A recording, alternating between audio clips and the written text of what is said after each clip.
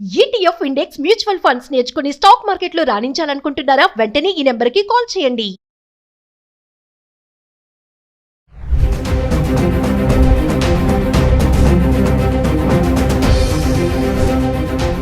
నమస్కారం, నేను మీ అడ్వకేట్ సంగీత. మన భారతదేశానికి చెందిన నర్స్ నిమిష ప్రియను మరో 7 రోజుల్లో యమన్ దేశం ఉరితీయబోనుంది. గత 7 సంవత్సరాల నుంచి ఆవిడ నన్ను రక్షించండి, నాకు ప్రాణభిక్ష పెట్టండి అని వెయ్యని పిటిషన్ లేదు, కోరుకోని అధికారి లేరు. కానీ అప్పటికి కూడా ఆవిడకు ఉరి శిక్ష నుంచి తప్పించుకునే అవకాశం రాలేదు. జూలై 17వ తేదీన ఆవిడను అక్కడి యమన్ దేశం ఉరి తీయడానికి అన్ని ఏర్పాట్లు కూడా చేయడం జరుగుతుంది. అసలు ఈ నిమిష ప్రియ ఎవరు, ఆవిడకు ఉరి శిక్ష అక్కడున్న యమన్ దేశం వేయడానికి కారణం ఏంటి అనేది ఈ వివరాలు ఒకసారి తెలుసుకునే ప్రయత్నం చేద్దాం. నిమిష ప్రియ కేరళలో 19 సంవత్సరాలకే తను నర్సింగ్ కోర్సును కంప్లీట్ చేసుకుంది. కుటుంబ నేపథ్యంలో ఆవిడ డబ్బు కొంచెం ఎక్కువగా సంపాదించాలి, ఆర్థిక పరిస్థితి కొంచెం మెరుగుపడుతుంది అనే కారణంగా ఆవిడ సౌదీలోని ఈ యమన్ కంట్రీకి వెళ్ళడం జరిగింది. అక్కడికి వెళ్ళిన తర్వాత కొన్ని రోజుల్లోనే అక్కడ పనిచేస్తున్న దాని తీరు చూడండి, అదంతా చూసిన తర్వాత ఆవిడ గవర్నమెంట్ హాస్పిటల్లో సిస్టర్ గా జాయిన్ అయిపోయింది. మంచి ప్రభుత్వ ఉద్యోగాన్ని సంపాదించుకుంది తక్కువ టైంలోనే. ఉద్యోగం వచ్చిన కారణంగా వాళ్ళ తల్లిదండ్రులు కూడా ఆవిడకు టమ్మీ థామస్ అనే వ్యక్తితో, కేరళకు సంబంధించిన వ్యక్తితో పెళ్లి కూడా జరిపించారు. పెళ్లి అయిపోయిన తర్వాత మళ్ళీ భర్తను తీసుకొని మళ్ళీ యమన్ దేశంకే వెళ్ళడం, అక్కడ కాపురాన్ని కొనసాగిస్తూ ఉంది, ఉద్యోగం చేసుకుంటా ఉంది. కానీ అక్కడ కొన్ని ఆర్థిక ఇబ్బందులు రావడం వల్ల ఆ పాప కూడా పుట్టింది, కొంచెం పరిస్థితులు బాలేవు అని చెప్పి పాపను చూసుకోవడానికి కూడా భార్యాభర్తలు ఇద్దరు ఉద్యోగం చేసుకుంటుంటే పాప కొంచెం ఒంటరిది అయిపోతుంది అని చెప్పేసి హస్బెండ్ ఎవరైతే టమ్మీ థామస్ ఉన్నారో ఆ పాపను తీసుకొని మళ్ళీ ఇండియాకి రావడం, వాళ్ళ అత్తయ్య వాళ్ళ ఇంటి దగ్గర ఉండడం అనేది నడుస్తా ఉంది. కానీ ఎక్కడైతే నిమిష ప్రియ ఉందో, నిమిష ప్రియ అక్కడే ఉండి ఉద్యోగం అనేది కంటిన్యూ చేస్తూ ఉంది. గవర్నమెంట్ జాబ్ వదిలిపెట్టుకోవడం ఆమెకు ఇంట్రెస్ట్ లేకపోవడం, అలాగే ప్రభుత్వ ఉద్యోగం కదా అన్న నేపథ్యంలో పేరెంట్స్ కూడా ఆమెని బలవంతం చేసి ఇండియాకి రమ్మని చెప్పేసి అడగలేదు. తను అలా కంటిన్యూ చేస్తుంది. కొన్ని కారణాల నేపథ్యంలో అక్కడ ఏదైతే సౌదీలో ఉన్న మయం కంట్రీకి కానివ్వండి, ఇవన్నీ గొడవలు ఎక్కువగా జరిగి గవర్నమెంట్ అనేది కొంచెం చిన్న భిన్నం అయిపోయి ఆర్థిక ఇబ్బందులు బాగా గట్టిగా స్టార్ట్ అయిపోయాయి. గవర్నమెంట్ పడిపోయింది. ఇక పడిపోయిన తర్వాత అక్కడ ఉద్యోగాలన్నీ కూడా కొలాప్స్ అయిపోయాయి.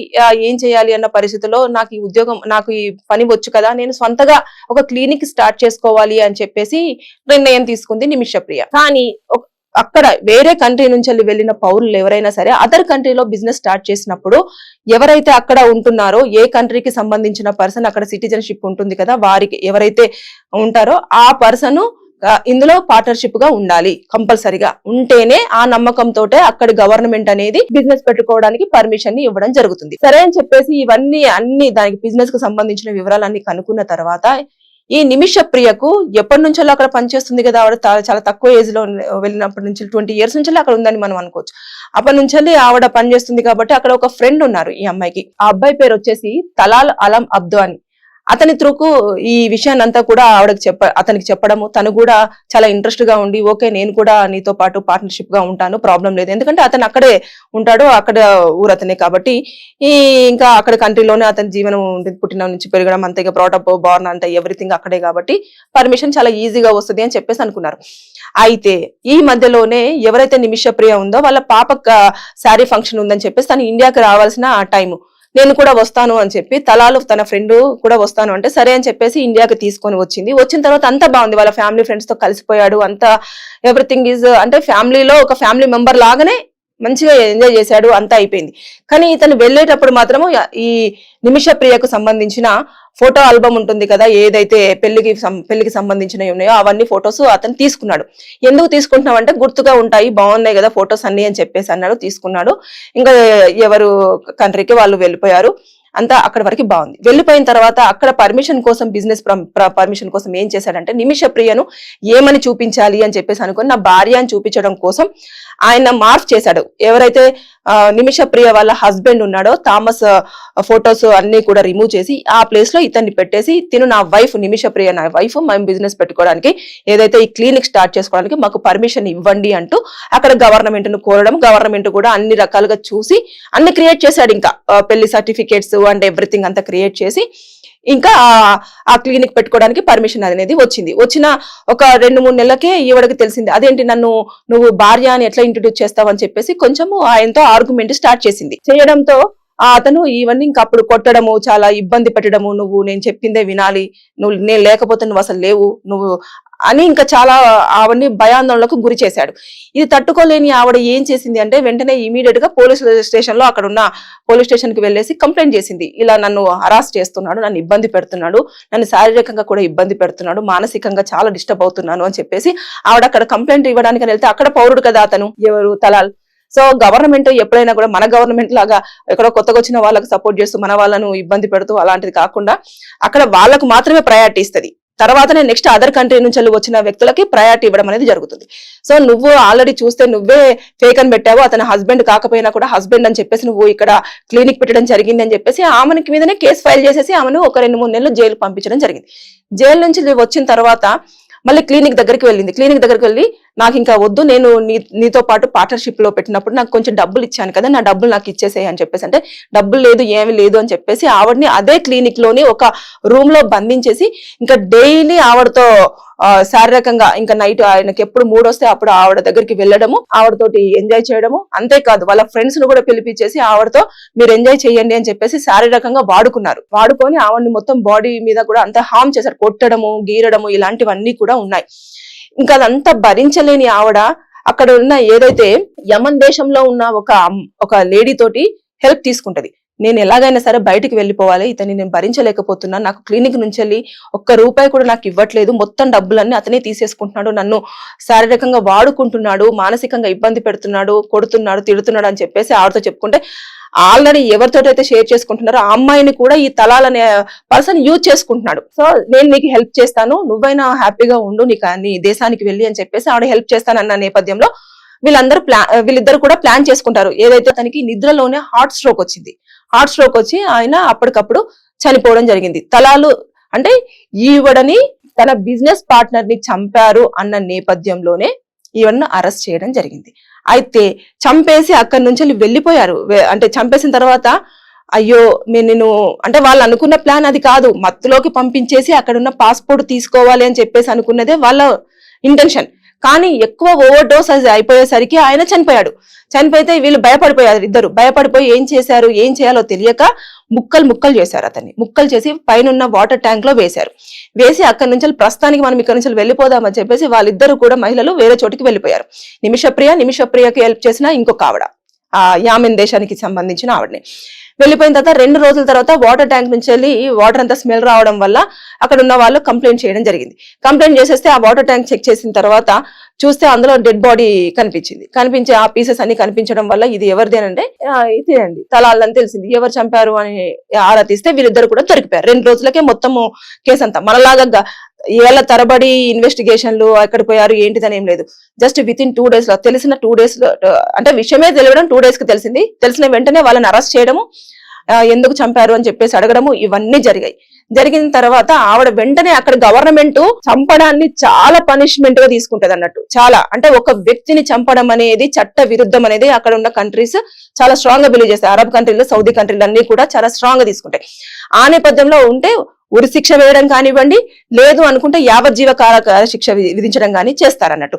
అయితే ఈ నిమిషప్రియ కదా ఇంజక్షన్ ఇచ్చి చంపేసింది, అందుకోసం అని చెప్పేసి అంటే చనిపోలేదు అని చెప్పేసి ఈవిడ కూడా అనుకోలేదు. కానీ అన్ఎక్స్పెక్టెడ్ గా చనిపోయినప్పటికీ కూడా ఈవిడ ఇంజక్షన్ ఇవ్వడం వల్లనే చనిపోయాడు కాబట్టి ఆవిడని మెయిన్ గా A1 గా క్రియేట్ చేసి ఆవిడకి ఉరి శిక్ష, ఈ అమ్మాయికేమో యావజ్జీవ కారాగార శిక్ష అంటే జీవిత ఖైదు వేయడం జరిగింది. అయితే ఈ వేసిన టైంలో 2020లో ఏదైతే ఆ ట్రయల్ కోర్ట్స్ ఉంటాయి కదా, ఆ ట్రయల్ కోర్ట్స్ దగ్గరికి వెళ్ళేసి నేను ఇలా కావాల్సుకొని చంపలేదు, ఇలా జరిగింది అని చెప్పేసి ఆవిడ విన్నవించుకొని ఒక పిటిషన్ వేస్తే ఆ పిటిషన్ ని నాకు క్షమాభిక్ష పెట్టండి, నేను అసలు ఏమి చేయలేదు, నాకు ఉరి శిక్ష నుంచి విముక్తిని చేయండి అని చెప్తే ఆ పిటిషన్ ని అక్కడ ట్రయల్ కోర్టు కూడా క్యాన్సిల్ చేసేసింది. ఇంకొక ఫర్దర్ గా వెళ్ళాలి అని చెప్పేసి సుప్రీంకోర్టు జ్యుడిషియరీ కౌన్సిల్ దగ్గరికి వెళ్ళేసి మళ్ళీ ఆవిడ ఒక పిటిషన్ పెట్టేసుకుంది, నాకు ఉరి శిక్షను రద్దు చేయండి అని చెప్పేసి ఒక పిటిషన్ ఫైల్ చేసింది.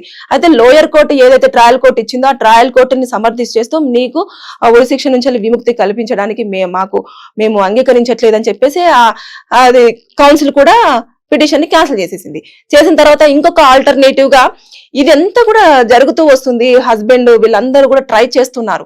అయినప్పటికీ కూడా 7 సంవత్సరాల నుంచి అదే జైల్లో ఉంటూ నాకు ఉరి శిక్ష నుంచి విముక్తిరాల్ని చెయ్యండి అంటూ ఎన్ని పిటిషన్లు పెట్టినా కూడా ఆవిడకు ఎక్కడ కూడా దానికి సంబంధించిన హెల్ప్ అనేది అందడం జరగట్లేదు.